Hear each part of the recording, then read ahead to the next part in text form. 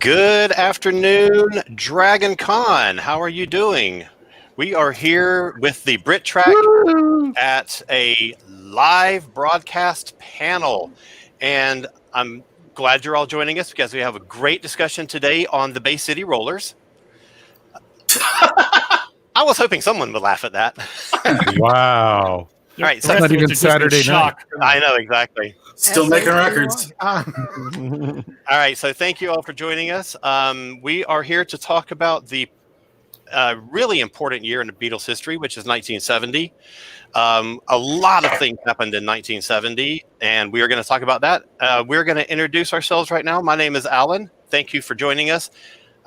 Welcome to the Brit Track. If this is your first time joining Brit Track for a panel, make sure you subscribe to our YouTube channel. Make sure you join our Facebook page, find us on Twitter, and you can see all the content that we have going on this weekend. We have a slew of good stuff this weekend.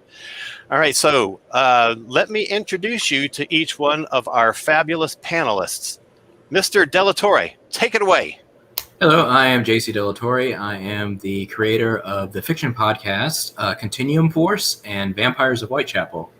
Kind of like Big Finish, but not as technically awesome, but still pretty good. And you have a special day today. It is my birthday. Happy birthday to you. We would sing you the Beatles' birthday song, but they'd kill us. Right? Okay, that's all. So they say it's your birthday. Yeah, that's what I hear. All right, Mr. Faber. Howdy, everyone. My name is Mike Faber. I host the Earth Station 1 podcast. I also run the ESO Network, which is a total geeky podcast network featuring 23 shows currently. And we are the station for all things geek. And we are get to 42, though, Mike. Oh, we are going to eventually get to 42. But quality before quantity, my friend. Mr. Levy, how you doing today? Hey, I'm good, Alan. How are you? Wonderful. Who are you? So I'm Rob Levy from needcoffee.com and anglotopia.net, and then I do a radio show called Juxtaposition in St. Louis. Tell us your big anniversary. You mean the other one? Oh, so not the wedding one. Okay, so because that's coming. If I don't do that, I'm in trouble. So anyway, so Juxtaposition turned 25 2 weeks ago. So, fantastic. That's an amazing achievement, dude. Thank you. Tuffley, how you doing today? I am good. I'm Jam Tuffley from needcoffee.com. I say things about pop culture on the internets. I steal music recommendations from Rob, who is over there.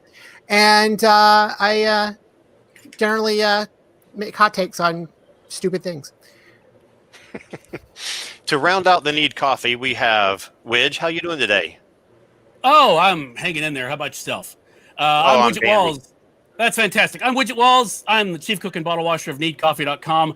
And the only other thing I'd like to say is I wish that I could have seen that Brit Track opening in IMAX because you should have warned me. I was like sitting here going, it was like that sequence in 2001. It was insane. So anyway, that's me. If you run it backwards, it's Tenet. And last and certainly not least, we have Keith, R.A. DeCandido. How are you doing today? I'm doing just peachy. I'm, as Alan said, Keith R.A. DeCandido. I've written a ridiculous amount of fiction. And like JM, I also comment on pop culture. In my case, I mostly do it for Tor.com. I've been a Beatles fan since birth. Earlier, in fact, my mother, who is, I believe, watching this on Facebook right now, is a massive Beatles fan. She went to Las Vegas not to gamble, but to see the Cirque du Soleil Beatles show. And also to this day, Hey Jude always makes her nauseous because she was having morning sickness when it was released because she was pregnant with me. I also have a story in this awesome anthology called Across the Universe, Tales of Alternative Beatles. It is edited by Michael A. Ventrella and Randy Dawn and has my story in it called Used to Be. It's a really good anthology that you should all go out and buy right now because if you like the Beatles, you will love this anthology. That's fantastic. Thank you all so much for joining us today. Kung Pao Kirby says, "Whoa, DragonCon is live." Yes, we are. Yes, we're we here are. to talk about, once again, the Bay City Rollers. So, I'm not going to read a newspaper dated today, but we did that. Let's just say we did that. All right, so let's jump back to the year 1970, where we have, for a year in which the Beatles broke up, we have a shocking amount of content that gets released. We have Let It Be, the final album. We have the film Let It Be. We have albums coming out from Apple Records that the Beatles were involved in. We have all of the Beatles releasing solo albums, including Paul's first one, and including 2 from Ringo. And the Beatles break up. So, for those of you who are around, what are your recollections of that time, if you were aware of them? Now, Keith, I know that you might not be because I was 1 year old. You were just happening. Yeah, I did not exist yet. Yeah. So, what are your thoughts about 1970 and about this hugely transitional year for the Beatles individually, as a group too, since they end, but individually they all branch off into all these different things. So, what do you think? Who wants to start us off? Mr. Keith, go ahead. I'll go first. One of the things that's fascinating to me, and one of the reasons why I like Abbey Road and Let It Be so much, and as albums, is the Beatles really, you can watch their evolution as musicians through the course of their albums. They were good when they started. They were great by the time they broke up. Everybody's all 3 of them were better singers of the 3 who did most of the singing. Ringo, was still Ringo as a singer, but Ringo was Ringo. Yes, Ringo's a great conductor. But the musicianship had gotten so much better. The production values had gotten so much better. The songwriting had gotten more sophisticated. Mm-hmm. And it's frustrating because they were just really starting to get incredibly amazing as opposed to just amazing.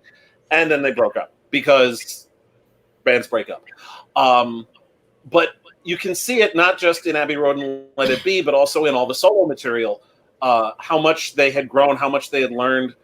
And you weep for what might have been if they had been able to stay together. But we also got amazing stuff from all 4 of them, over the course of their solo careers as well.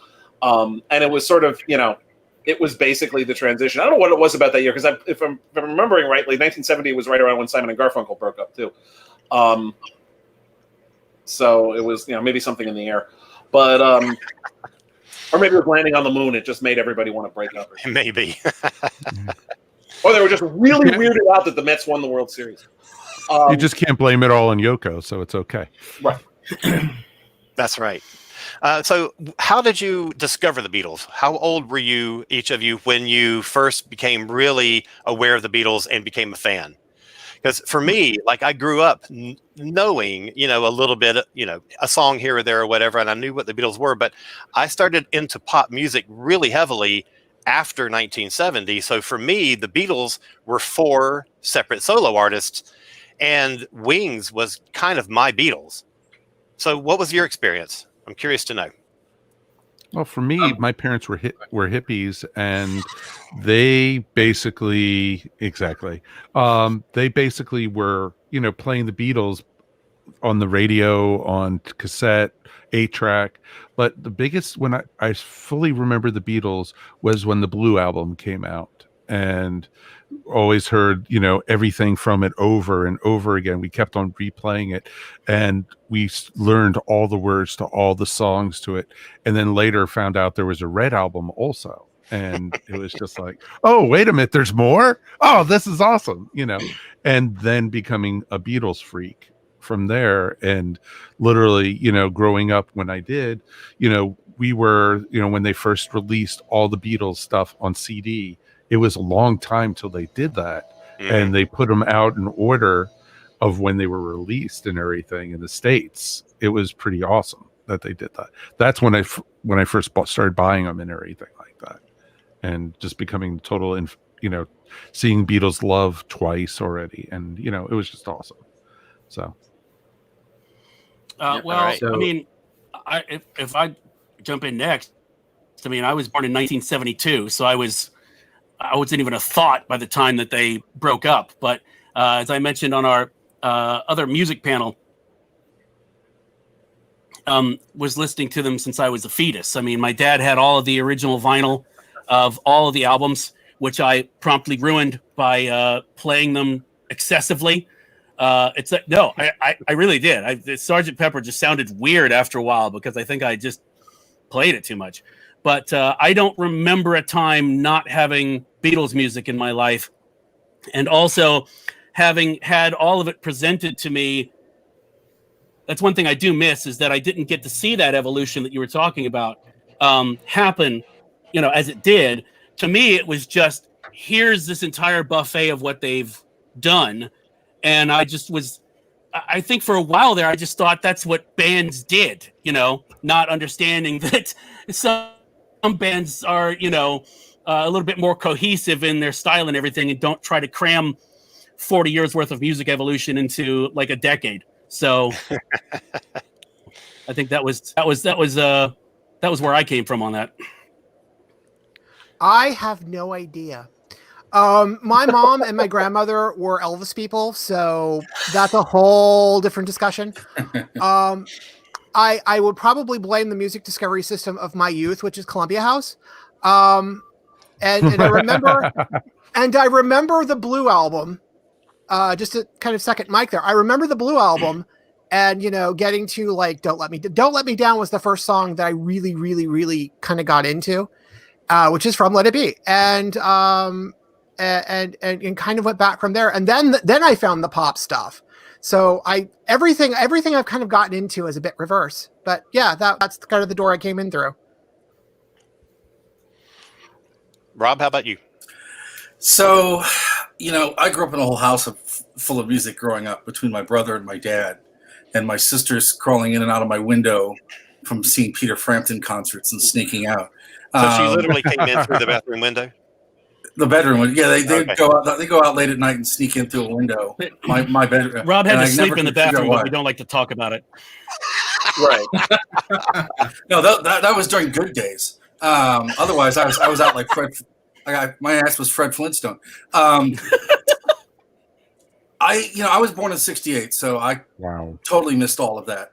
But my earliest, I remember sort of them always being the Beatles around growing up. But I think my first thing I remember hearing is maybe 74, 75, because St. Louis had a really great 1 hour, almost all cities had this, a 1 hour AM radio Beatles show.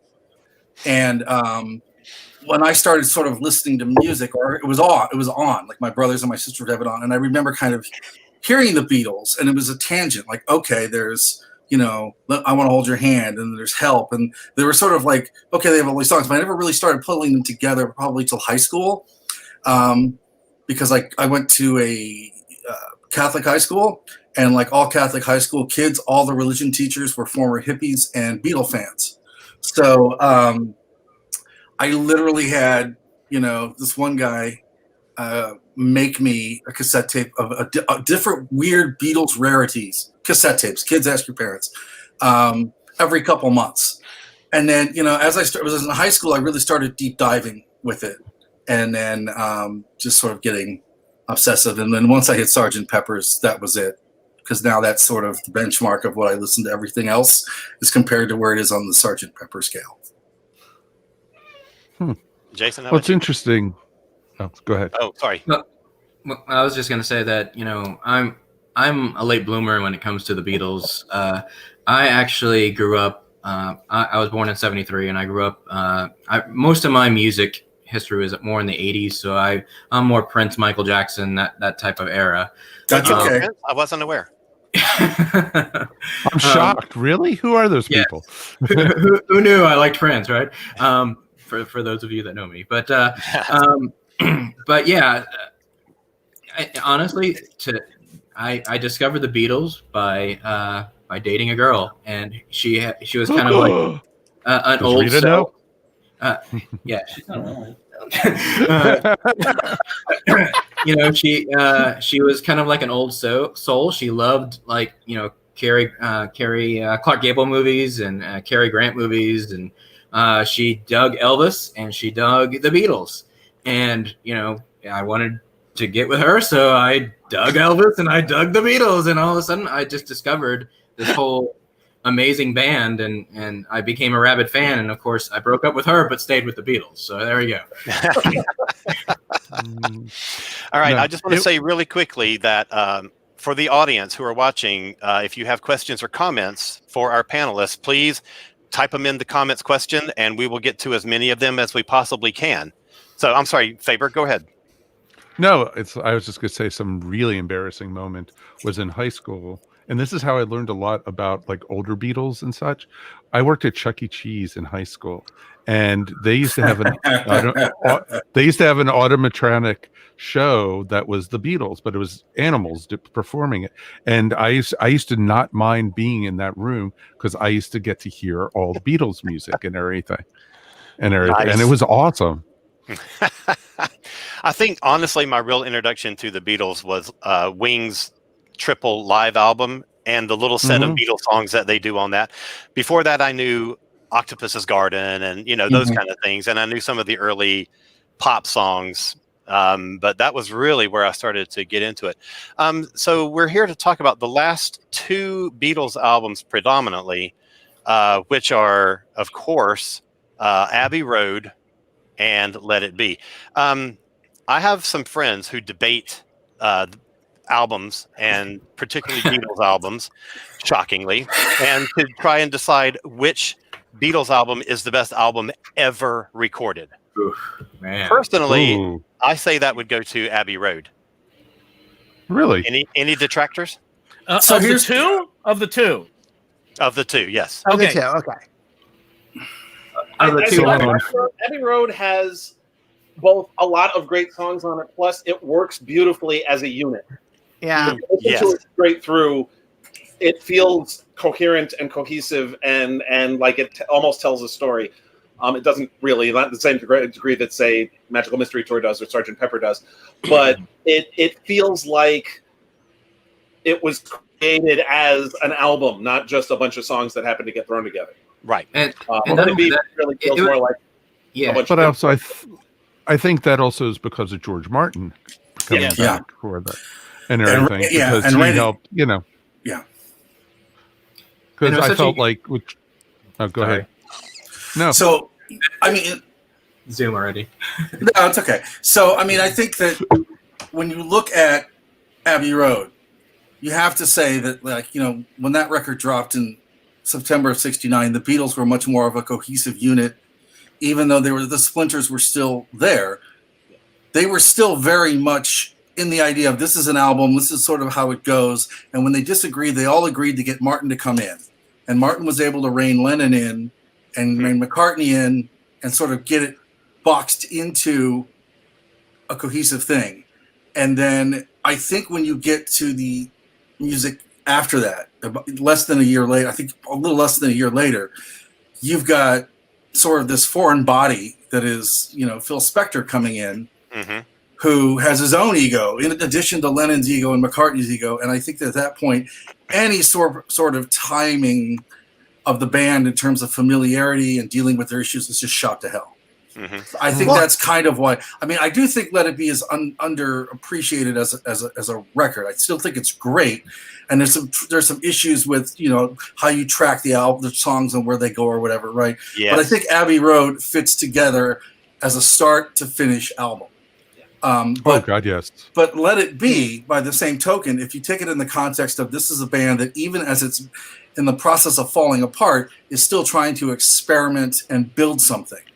And I think that Let It Be, even though the band was gone, the seeds that they sowed in Let It Be carried way over into the 70s with other bands. And I even think some of it into Alan's Blessed Prog Rock. Absolutely. Whereas, Abbey Road, everyone expected Abbey Road to be great, and everyone thought it was going to be amazing. And then Let It Be, everyone at the time was like, this is terrible. And it took them 20 to 25 years to really appreciate it. So I think that's the biggest fundamental difference in both of them. Well, the Get Back sessions were before Abbey Road, right? Yeah. Okay. Yes. Yeah. Oh, so if you want to talk about that really quickly, just to get that historical angle in, Get Back. Go ahead, Tuffley, if you can explain that a little bit. So previously on the Beatles, Paul had this idea. because Paul was the one that was trying to drive things together and keep the band together when Brian Epstein passed, and sort of during the kind of long, kind of stretchy, painful sessions that the White Album became, where George Martin kind of left and Ringo kind of left. So Paul had this idea of, okay, let's not spend so long in the studio. Let's strip everything back. Let's do a record that's just us. And then we film it. And that's it. We put it out. That's the record. That's a TV special. That's a movie. And then we move on to the next thing. Yeah. And that was the basic idea about that. And then someone had the idea of, oh, hey, let's film us putting it together. That was a great idea. It is a fascinating movie, though. It is. Oh, it is. Won them an Oscar. You could feel the tension. Oh, it's awful. Yeah. So they end up going to like Twickenham Studios, which is kind of this cold movie studio, which is not what they're used to. They're used to their Abbey Road setup. They're used to those environments, but they are not used to sitting around in a film studio being filmed while the literal blank cursor happens. And that kind of causes a problem. Interestingly, some of the stuff they wrote in the Get Back sessions ends up later on Abbey Road. A lot of the Lennon-McCartney collaborations actually happen during Get Back, because by the time we get to Abbey Road, they're all doing the separate room thing. But a lot of that stuff kind of came out of the Get Back sessions, and also their association with Billy Preston, which is also an important thing for that last year, because technically he's the guy that kind of to go back to White Album for a second, when they invited Eric Clapton in, George Harrison noted that how everybody behaved and stayed in line while Clapton was working with them in the studio. So when I think after George quit and came back, they brought Billy Preston in basically for the same reason. And then Billy collaborated with them. Also, the idea being, if they were going to do a live show, which was eventually what this was leading to, obviously Paul or John could not be playing the piano at the same time, so they needed a guy who could play piano. So they go get Billy Preston. They like hanging out with Billy Preston because he's a good guy to hang out with. And the three of them, actually John, George, and Ringo actually kind of have the idea of, hey, why can't we just ask Billy to be in the band? Yep. And Paul kind of shoots that down. But Billy Preston is kind of a huge presence on the Get Back, and eventually what becomes Let It Be, and also some of the tracks on Abbey Road. I think it's interesting too that when George did his big walkout, his condition on coming back to the band was that they leave Twickenham Studios and they go back to their traditional studio home, because the space just would not work for them, and they were so dissatisfied, and George in particular. The thing that's interesting too is that when people always talk about the Beatles, is that George is the tech guy, right? George is the guy that when they're making Abbey Road, that's already looking at, I'm going to buy a film company. And he's the guy that's looking at rooms and how they work with sound. And he hated the idea of touring to begin with because of the Beatlemania stuff, but he also hated the idea of touring because he couldn't control the sound. And so Harrison was sort of the sound compulsive in terms of how he wanted a room to sound. And he knew Abbey Road. He also knew that Abbey Road was getting retrofitted with brand new equipment. And because they went to a new board and they were doing stuff on 8-track at the time. And he was from hanging around with Clapton and some of these folks, he was very aware of the new technologies that were ahead of him. Oddly enough, George Harrison had a very weird conversation once in Beverly Hills. This is with Bing Crosby. And he was asking Crosby about because Bing Crosby used microphones with his recordings to make his voice work.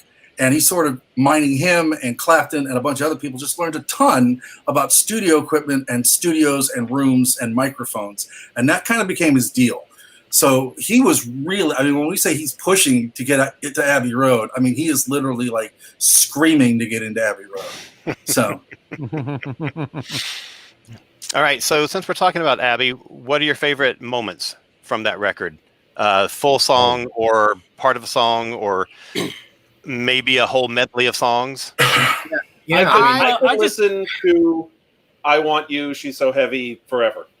Oh man, it just it's so beautifully into, and Billy Preston had a lot to do with that. That was as much his work as the rest of the band.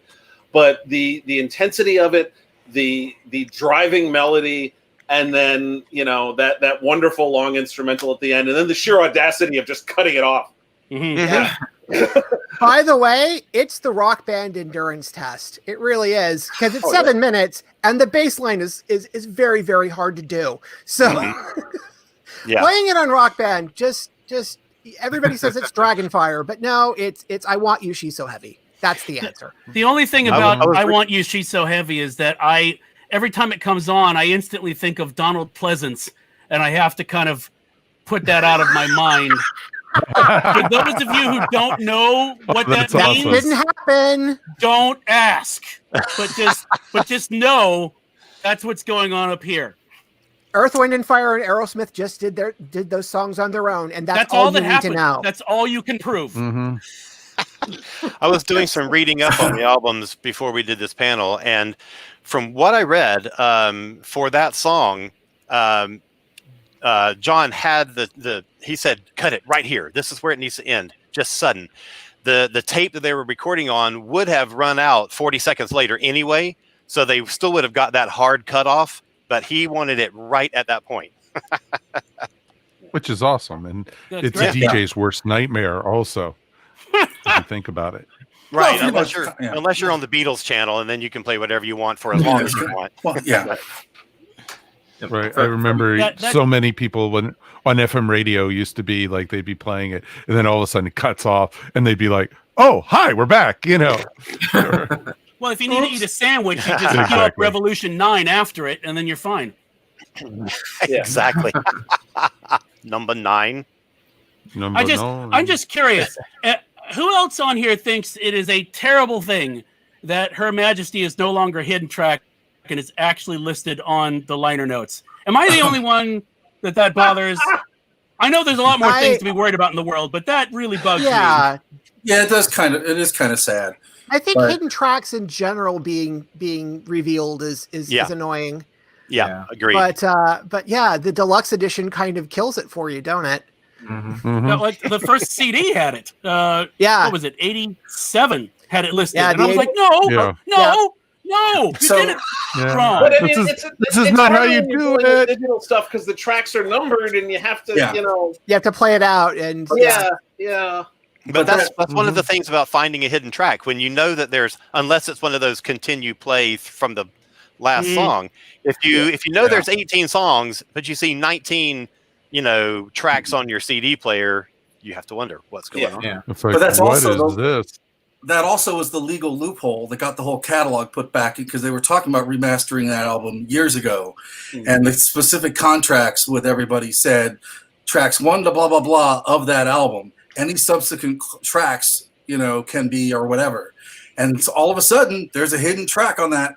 When they're going to release it in a new format, that they have to renegotiate the music rights and the publishing and all of that. So I don't think they put it on there for that specific reason, but that's sort of a side effect. So that's why I think it has to be listed on everything. It's because damn lawyers. Oh, okay.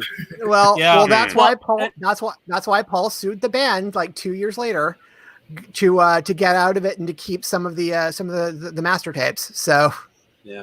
Well, and Alan, I was doing the reading before this too, and I had not realized before the super deluxe Uber Mondo edition came out of Abbey Road that Her Majesty was originally right in the middle of the medley, which when the long one that you hear on disc 3, I think, it's so weird to hear it right in the middle.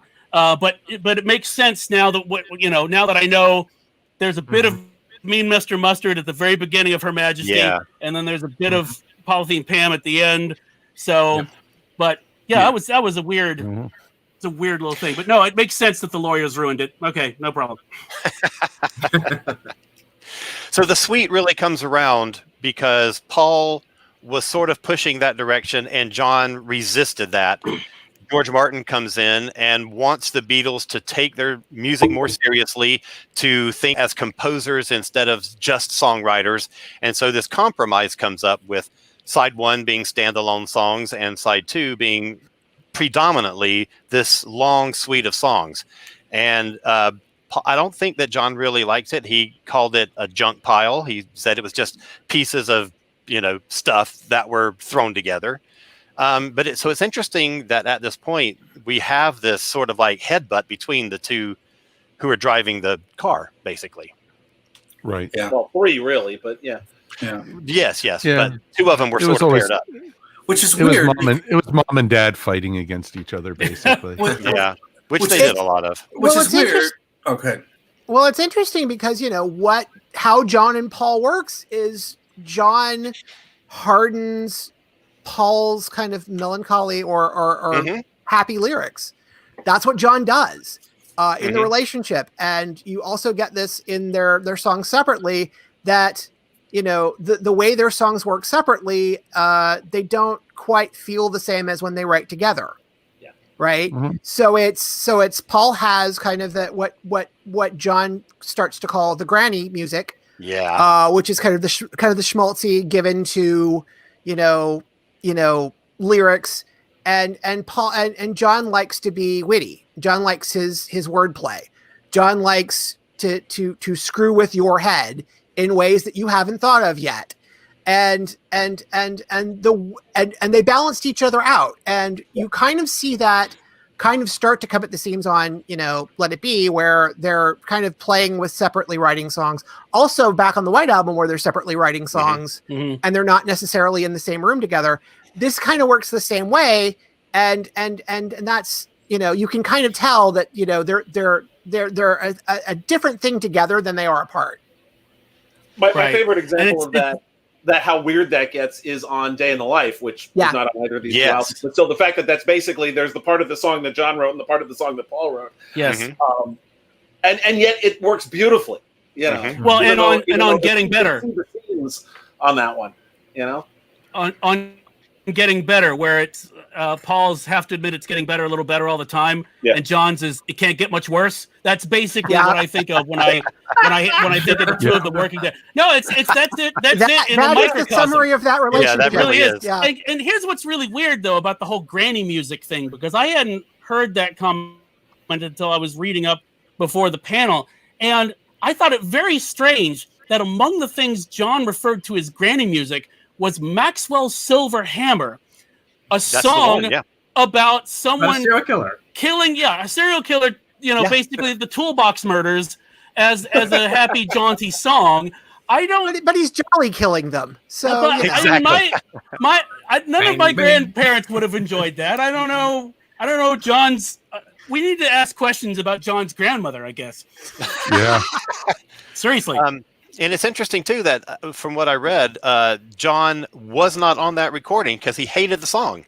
He was still recuperating, or was about done recuperating from the car wreck that he and Yoko were in. Right. And are you going to come back to the studio to work on this song? Well, let me hear the song. That is terrible. I'm not coming in. Yeah. So he didn't come until the next song that they worked on was Come Together. That's when he showed up. There's like whole patches of like Abbey Road where not all of them are in the same room. Oh yeah. And I forget where the legend goes. What is actually the last track they actually were in the room working on? I think it was the end. Playing together. It was the end. Okay. Appropriately, it was the end. Which is appropriate. The end was where the last time all 4 of them were in the same room together. Yeah. But I'm not. And and again, this is just the kind of thing where you look at the recording technology and how far it came in the Beatles' own time, where in '62 when they started recording, it was we got to get the best performance take, boys. Let's go. To they don't even have to be in the same room with each other. Right. So. Yeah. Well, it's interesting what.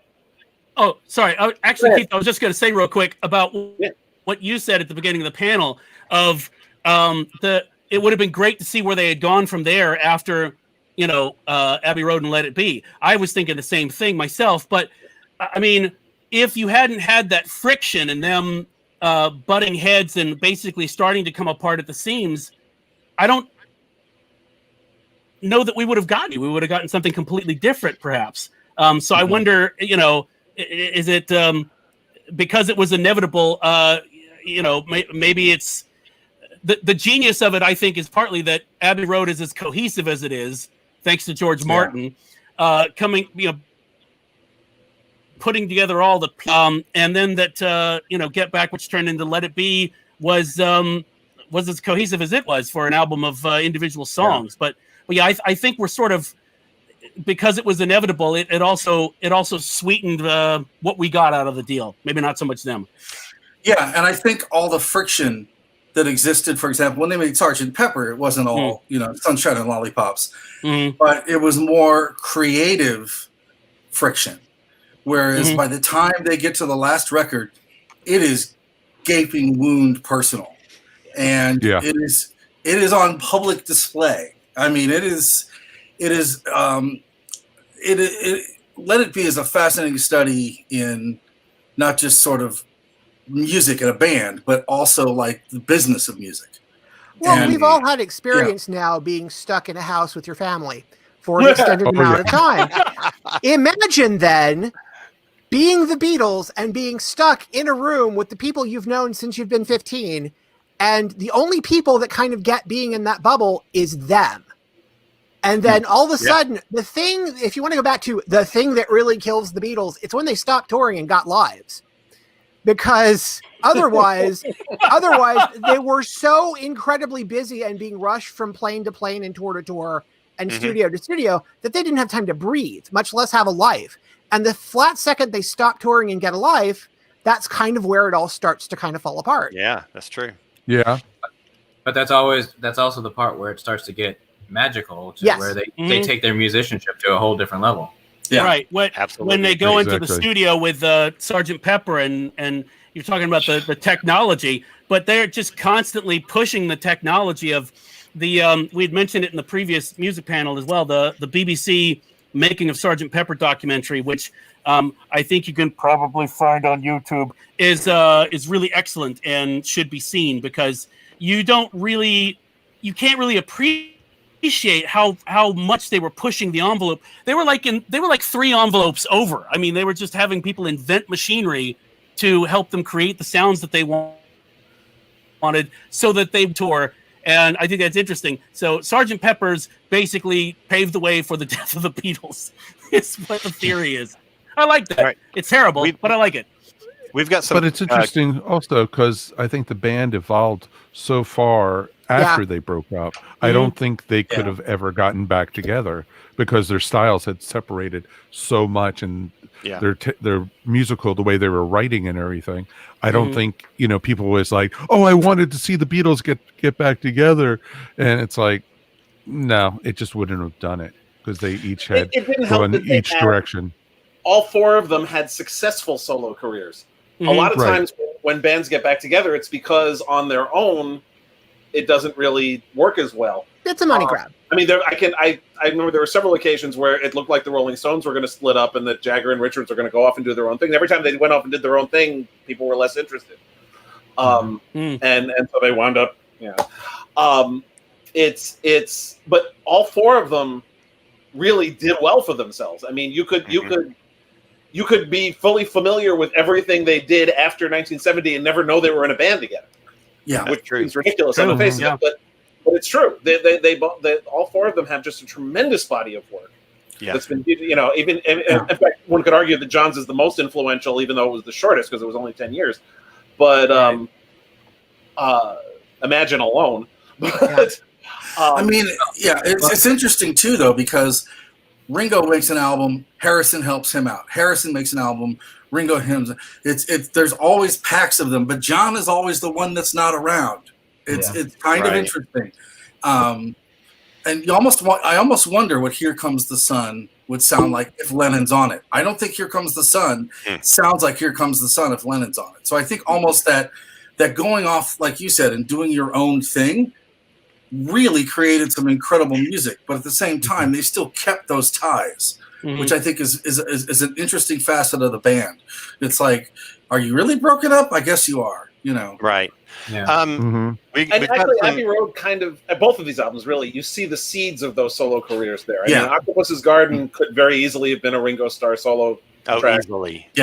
Son, a Harrison one, and so on. You know, and what JM was saying before about how, you know, Lennon and McCartney were like this at this point. You know, is you could sort of like the seeds of their solo careers are all being sown there, and you can see Wings or Lennon solo or hell, the Traveling Wilburys doing so. Right. Yeah. Okay, we've got some audience questions that I want to get to, but I want to address specifically before we do, Let It Be versus Let It Be Naked, which was a project that Paul drove that he, and of course he had a grudge about this. He stripped away all of the Phil Spector influence on that album, particularly the sappy orchestrations and the choirs and all that kind of stuff, and put out what he thought was more of a rock band album. What are your reactions to that, and which do you think of the two is better? I think the original album is better. I think the Phil Spector album is better. And here's why. Because the thing that's missing, it feels like the warmth is missing from Let It Be Naked, and what I mean by that is the chatter, the goofing off. Yes. The between take stuff, which admittedly Spector added because there wasn't a whole lot of songs there. So, you know, he added that to kind of make it sound a little more fun. And having seen the documentary, because I believe Spector and I think John had seen it before it came out. And they were the only two people who actually knew what the content of the Let It Be, you know, movie was going to be. And so I think Spector added the studio chatter and the goofing off and all that to kind of lighten it up so that it didn't look like this is the thing that broke them up. So that might have had something to do with it. But there are, you know, really good, interesting qualities to Naked. There are a couple of tracks that actually benefit from it, but not enough to kind of make the album its own thing. You have to have it within the context of the original album. And the album kind of exists on its own. I think Let It Be Naked overcorrected too much. Yeah. I kind of see what Paul's point was, because there are parts of Let It Be that feel almost overproduced. But it goes too far the other way. I'd love to see something that's sort of halfway between the two. Yeah. I think Apple's going to have something like that for you real soon. I wouldn't be even a little surprised. Faber, you got any thoughts? I'm going to be real curious to see what kind of stuff starts getting released after all four of them are dead. Yeah, really. Let it be semi-nude. Well, the Elvis stuff is coming. We know that. So. Please. I've been waiting. I agree. It's interesting though, because I was excited when Let It Be Naked was coming out, and it was just like, oh, this is gonna be great. It's gonna be all stripped down and everything. I listened to it and I said, it's good, but it's not the greatness that was the original album and everything. And it was just like, okay, it's going into my collection, but it's not one. If I'm going to listen to those songs, I'll grab the original before that. Right. Well, the thing you want is like the entire rooftop concert just as a thing. That's the thing you want. And there's a thing that Witch likes to mention, like, you know, you think Faulty Towers has been 3 seasons and it's just, you know, those 12 episodes. That rooftop concert is what? 5 takes of 4 songs? I mean, that's all it is. And but that's the thing you want. You want the rooftop concert. You don't really want the studio stuff. You want the rooftop concert. Yeah. And how legend is the rooftop concert itself and everything, and how many times, you know, you saw YouTube try to redo it. You saw even Paul McCartney did it on the outside of Letterman's studio on Broadway and everything. Paul McCartney did it, and then the Foo Fighters did it. Yep, exactly. So it's just amazing how iconic that is. And you look at them playing together, they're not playing together. They're playing individually with other musicians, basically. Right. They are not the Beatles there. What are your favorite moments on Let It Be? Don't Let Me Down. Yeah. Don't Let Me Down, definitely. The title track, Let It Be, is my all-time favorite Beatles song. So, wow. Yeah, I absolutely love the piano and just everything about that song. Which actually, Don't Let Me Down was not on the original track listing of Let Yeah. It Be. It was a single. They released it as an A-side, but it didn't actually make the record until Naked. Yeah. The, right. Wow. I think I think Get Back is probably my favorite. Oh, sorry, Keith. Sorry, keep going. Go ahead. No, I was just gonna say. No, say yours first, trust me. Okay. I was just gonna say Get Back is probably my favorite moment, just because it's got that Great. great build up, and it's just a nice, it's not too grindy rock song, but a slightly grindy rock song that's got it's just got a great feel to it. But I love pretty much all of Let It Be. It's fantastic. The critics who didn't like it and Abbey Road, they're all, I mean, they needed different medication or something. I have no idea. Yeah, so I wanna the go afterwards reviews. because my favorite moment is right after Get Back, which 50 years later, the "I hope we all pass the audition" line still cracks me up. Yes. Oh, I know. yes. Without- It is On so behalf of the great. boys Yeah. in the band, we Yes. hope we've passed the audition. Yes. Yeah. That's great. Which was just That is great. that was such a perfect Beatles moment because they were always Mhm. making fun of themselves. That's you know. true. Mhm. Um, Exactly. and they always had that sense of whimsy and of fun, which is, I think, a big part of their appeal. Yeah. That even as they were bitching at each other, the public persona was still these four goofballs from Liverpool who were making music together. Right. Why George Um, Harrison, I think, got along so well with the Pythons, but True. That's true. So I think For me, I loved. Oh, Oh, no, for me, I loved the two of us is yeah. a song that Yeah. is, that was just, it almost felt like they were reaching out to each other in some of it, when they wrote it. It felt like it was like, and it was wholly rejected, but it was just like, you felt like it's like, oh, let's go back, this is our memories together. These are, both of us going solo. It's like, oh man, it's like it has so many different levels on it, and it was just so awesome. Sorry, I wasn't laughing at you, Mike. I just saw somebody in the chat room saying my favorite is Daydream Believer. It's on the screen now. Yes, thank you, Bo. Yeah. That's super helpful. One of the biggest hits by the Bay City Rollers. Yeah. Exactly. And Vicky says, "What do you think about the song The End?"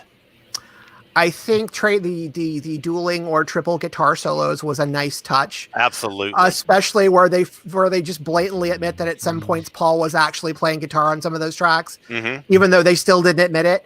But the three of them having guitar solos was pretty interesting. Mm-hmm. Yeah, absolutely. I still thought it was very apropos because they were ending the era, and I thought it was one of those moments that it just kind of all came together, and a lot of the best parts of the Beatles were exhibited in that song. And Ringo got a drum solo. Exactly. Yeah. Exactly. As a And, drum nerd, I appreciate that. Yeah, is I that just his wanna say only that. actual drum solo? I think. It is. I think it is. Yeah, It on is. record, yes. you could make an argument that the instrumental in "I Want You, She's So Heavy" Yeah. is kind of a drum solo. I mean, yes, there's Kind also keyboards and guitar over it, but Ringo's drumming is what holds that whole thing together. Yeah. Oh yeah. You know, Ringo talked about Abbey Road Boy. and his heavy use of tom-toms in his playing, and nothing that you hear on that album sounds out of place or unusual today. And certainly, by the time you get to drummers like John Bonham and Peter Criss, that's how they played. And I think it's interesting. He does Ringo gets a lot of slack, for being the least of the Beatles, but he's a good drummer, and he does a lot of really cool playing on Abbey, I think. There's a really big drum sound on that record that isn't on the other albums. Yeah.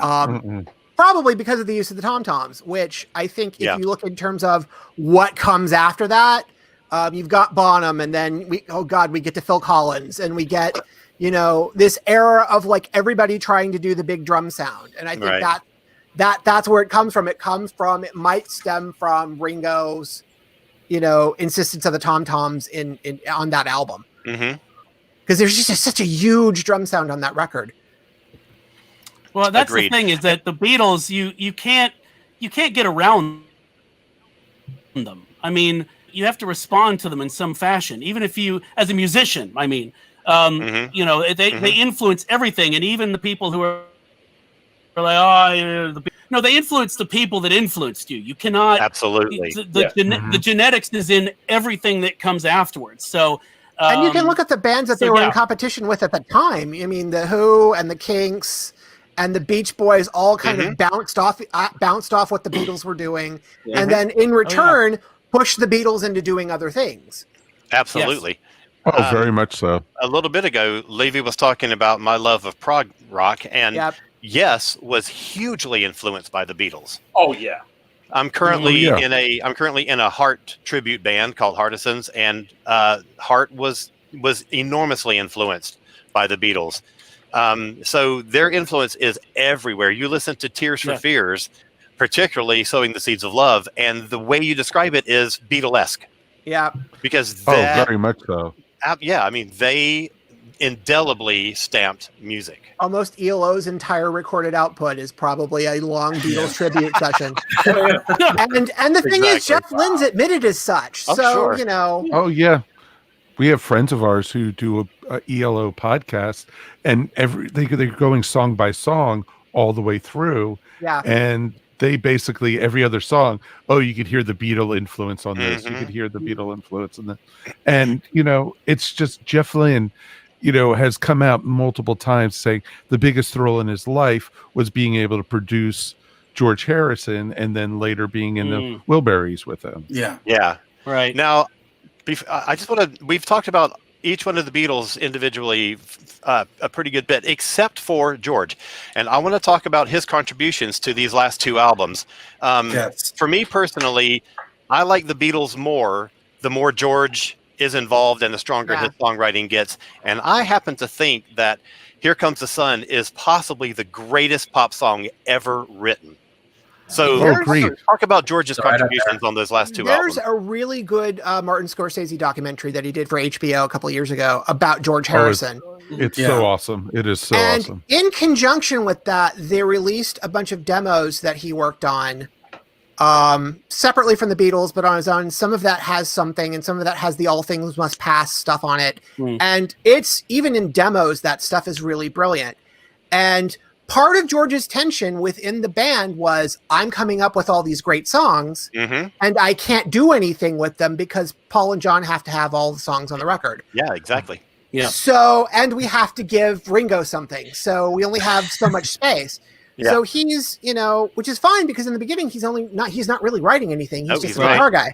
Yeah. And then somewhere around Revolver, he just starts this catalog of stuff. And so it's amazing to see the amount of songs that he had in the back pocket, and just which ones he had in the back pocket for so long. Yeah. Which makes it really, really interesting. And Harrison is the rat that stays in the studio after with Martin and listens and watches and observes how he produces every single record. He's also the guy that stays with Spector and learns. So, he's absorbing all of this stuff. And in addition to all that, he's also the one that brings in all these interesting instruments that you've never heard in a pop record before. Exactly. Right. That's so true. He's also the one that brought in Clapton and Preston. So I think that both of those were him. I think he's the one who really grew the most as a musician over the course of their career. Paul and John were already great songwriters, you know, when they were teenagers, pretty much. And were strong musicians. George learned more as he was going on and really blossomed. And unfortunately, like Jam said, you know, he was stuck in a band where John and Paul were sucking all the air out of the room, and it really and you can see, and it's too bad. That's another regret of Beatles would have been like if George had become more of an equal partner in the songwriting duties, and what kinds of wonderful songs, like the three of them collaborating in essence, you know, where you could get something like the band or the Bangles, to list two bands that have multiple lead singers. You know, the different, it increases the range of the type of songs you can do when you've got multiple people writing, multiple people singing in multiple different styles, all like that. And you wonder what might have been.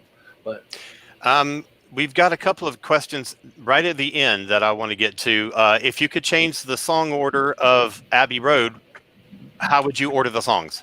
I wouldn't change a damn thing. Wouldn't change it. I think. No, I don't think you could on that one. I think the legend is they struggled with that too, and they just that's what they went with. Yeah.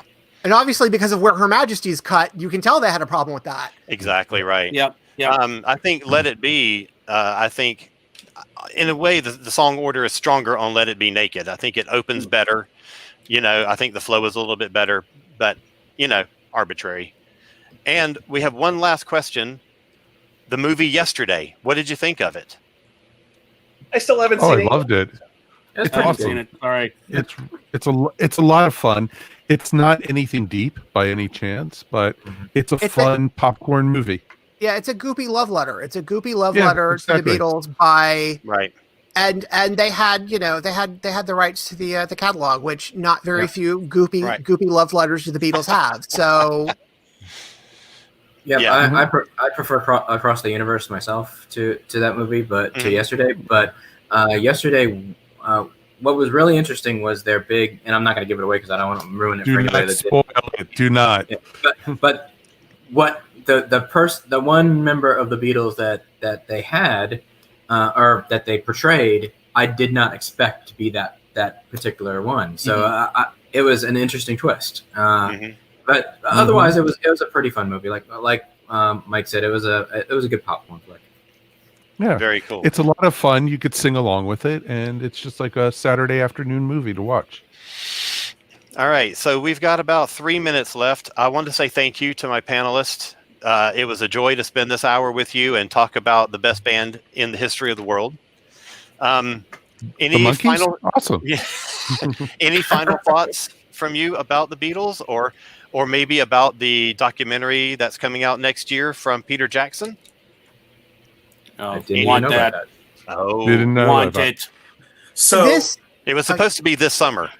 yeah. It's been So pushed back to next this is fall. the band that did all the first, right? This is the band that did the first messy public breakup. This is the band that did the first big pandemonium thing. This is the band that had all of those moments first. And you look at bands like the bands that came after, like Duran Duran and all of that, and you see how they deal with it. And it's all essentially, I mean, the biggest thing that bands learned from it, particularly U2 and REM later, is that we split everything 4 ways. That solves almost everything. unless you're the Smiths. Unless you're the Smiths. All right. Any last things anybody else wants to say before we No, part if you- ways? Fly I was Across just the gonna Universe. say, yes. Aw. It That's actually cute. reprints 2 classic Beatles tribute stories, one by Spider Robinson and one by Gregory Benford. They were both Oh, written in- cool. Very cool. and the rest of them are all new stories. And there's some absolutely delightful stories. If you like the Beatles, you will love this book. It's from Fantastic Books, and I'm it's self-serving, but I really love the anthology, even though not just because I'm in it. He's All right, He's not just the vice president. He's the client. Right. Thank you all so much for joining us today, and thank you to the audience for watching and listening. Thank you guys for I watching. want to leave you with a thought. I just want to remind you all that in the end, the love you take is equal to the love that you make. So be good to each other, spread love to each other, and thank you so much. If you haven't ever listened to Abbey Road or Let It Be, go explore the Beatles catalog. Treat And yourself. Why now not? listen- Where have you been? Exactly. And now listen to Her Majesty in your head. And don't forget to look for all of the rest of Brit Track panels and events that we have going on this weekend. We have a slew of content. So look for us on Facebook, YouTube, Twitter, Instagram. Just search at Brit Track and you'll find us. And So there's thank another you. music panel to come later in the show. There is Sunday or Monday. I don't remember. Monday, We I have- believe. I think it's Monday. We have Britpop. Be there Yep. for that. It was a good one. So thank you all so much. Take care. We love you all. And have a great rest of your DragonCon. Thanks for watching. Bye, guys.